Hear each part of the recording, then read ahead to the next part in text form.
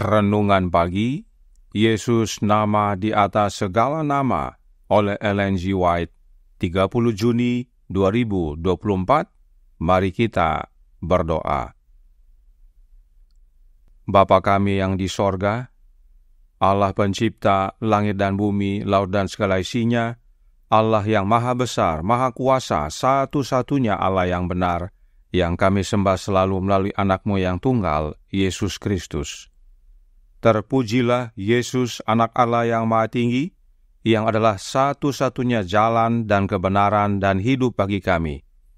Pada pagi hari ini kami bersyukur boleh bangun dan berbakti, dan sebagaimana membaca dan mendengarkan nasihat firman-Mu, kiranya ini menjadi pembaharuan bagi kami semua, bahwa di dalam Yesuslah kami menerima pengudusan. Beserta kami sepanjang perbaktian ini, kehendak-Mu yang jadi. Ampun kami akan dosa dan salah, karena kami berdoa hanya dalam nama anak Allah yang tunggal, Yesus Kristus, yang adalah Tuhan dan Juru Selamat kami. Amin. Renungan hari ini akan dibacakan oleh Saudara Brent Caviar. Kepada Saudara Brent, kami persilahkan. Terima kasih, selamat pagi, saudara-saudari sekalian. Bacaan renungan pagi kita pada pagi hari ini 30 Juni 2024 berjudul Yang Menguduskan. Ayat intinya terdapat dalam Keluaran 31 ayat 13. Katakanlah kepada orang Israel demikian, akan tetapi hari-hari Sabatku harus kamu pelihara, sebab itulah peringatan antara aku dan kamu turun-temurun, sehingga kamu mengetahui bahwa akulah Tuhan yang menguduskan kamu. Sebagaimana hari Sabat merupakan tanda yang membedakan Israel ketika mereka keluar dari Mesir untuk memasuki Kanaan duniawi, demikian pula hari Sabat merupakan tanda yang kini membedakan umat Allah ketika mereka keluar dari dunia untuk memasuki perhentian surgawi. Hari Sabat adalah tanda adanya hubungan antara Allah dan umatnya, suatu tanda bahwa mereka menghormati hukumnya. Itu membedakan antara rakyatnya yang setia dan yang melanggar. Dari tiang awan Kristus menyatakan tentang hari Sabat. Akan tetapi hari-hari Sabatku harus kamu pelihara, sebab itulah peringatan antara aku dan kamu turun-temurun, sehingga kamu mengetahui bahwa akulah Tuhan yang menguduskan kamu. Keluaran 31 ayat 13. Hari Sabat yang diberikan kepada dunia sebagai tanda Allah sebagai pencipta juga merupakan tanda Dia sebagai yang menguduskan. Kuasa yang menciptakan segala sesuatu adalah kuasa yang menciptakan kembali jiwa menurut rupanya. Bagi mereka yang memelihara kekudusan hari Sabat, itu adalah tanda pengudusan. Pengudusan yang sejati adalah keselarasan dengan Allah, kesatuan karakter dengannya. Hal ini diterima melalui ketaatan pada prinsip-prinsip yang merupakan salinan dari karakternya. Dan hari Sabat adalah tanda kesetiaan. Siapapun yang menuruti perintah keempat dari hatinya akan menuruti seluruh hukum. Dia dikuduskan melalui penurutan. Bagi kita dan juga bagi Israel, hari Sabat diberikan menjadi perjanjian kekal. Bagi mereka yang menghormati hari sucinya, hari Sabat adalah tanda bahwa Allah mengakui mereka sebagai umat pilihannya. Ini adalah janji bahwa Dia akan memenuhi perjanjiannya kepada mereka. Setiap jiwa yang menerima tanda pemerintahan Allah menempatkan dirinya di bawah perjanjian ilahi yang kekal. Dia mengikatkan dirinya kepada rantai emas penurutan, yang setiap mata rantainya merupakan sebuah janji. Perintah keempat saja dari 10 perintah yang memuat meterai pemberi hukum agung. pencipta langit dan bumi. Mereka yang menaati perintah ini mengambil namanya ke atas diri mereka, dan segala berkat yang mencakup di dalamnya adalah milik mereka. Testimonies for the Church, volume 6, halaman 349 sampai 350. Demikian bacaan renungan pagi kita. Tuhan Yesus memberkati. Terima kasih atas penata layanan Saudara Brand. Tuhan Yesus memberkati. Selamat pagi saudaraku dalam Tuhan.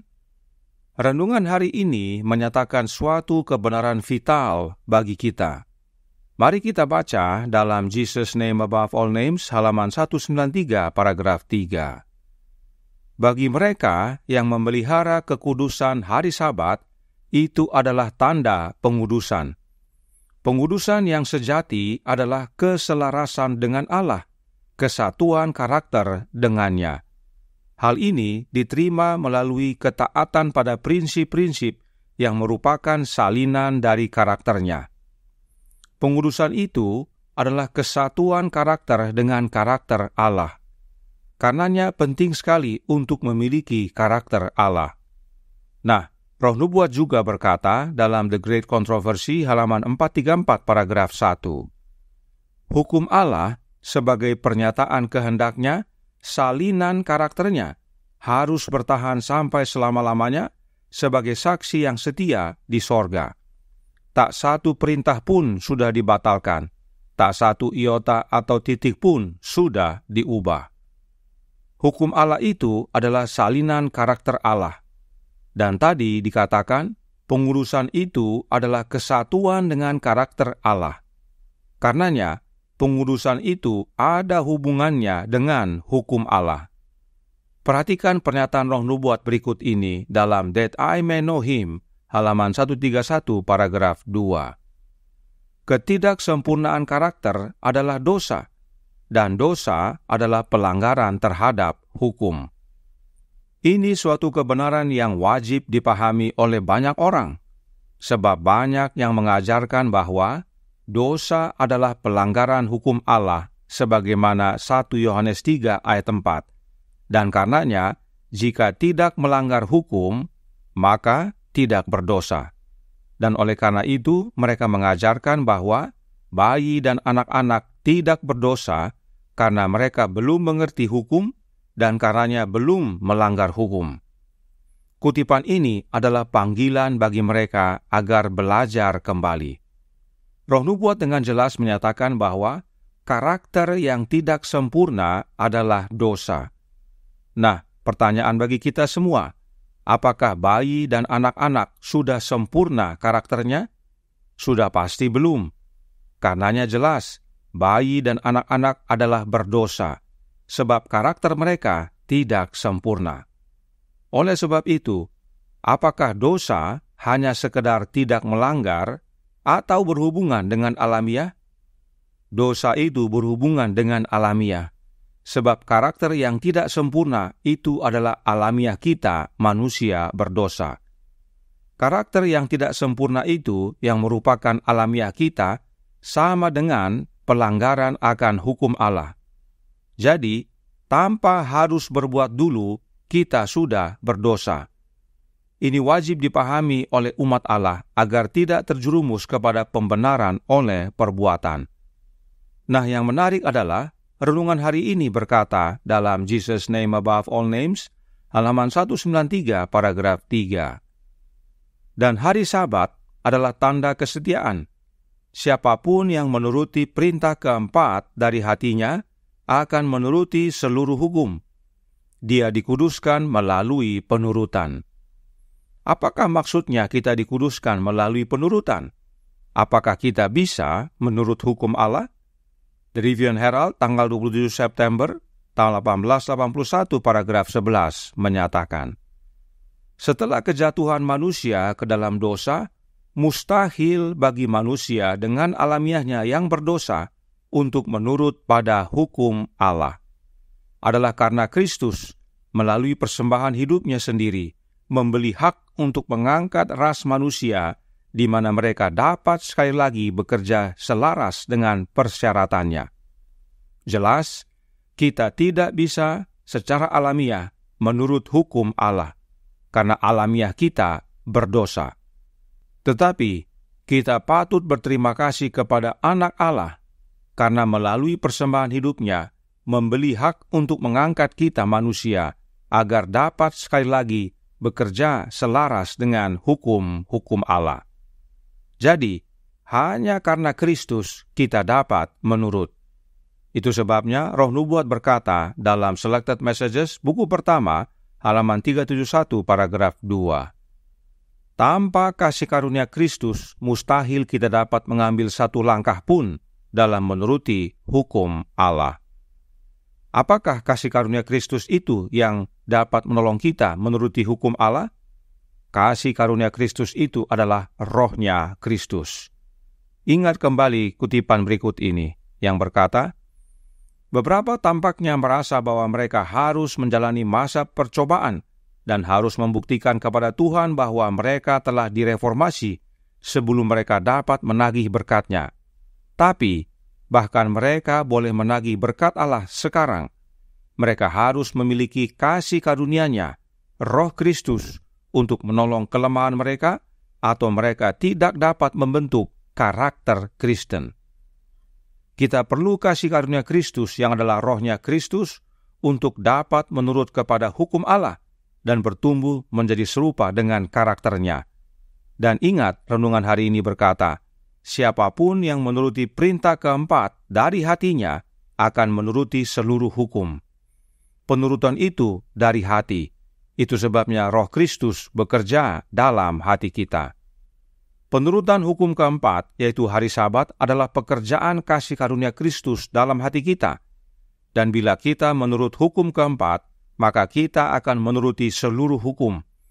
Dan bila kita menuruti seluruh hukum, maka itu sama dengan menerima salinan karakter Allah dalam hidup kita. Sehingga, melalui suatu proses, kita akhirnya menjadi serupa dengan Allah dalam karakter. Karenanya, renungan hari ini berkata dalam Jesus Name Above All Names, halaman 193, paragraf 5.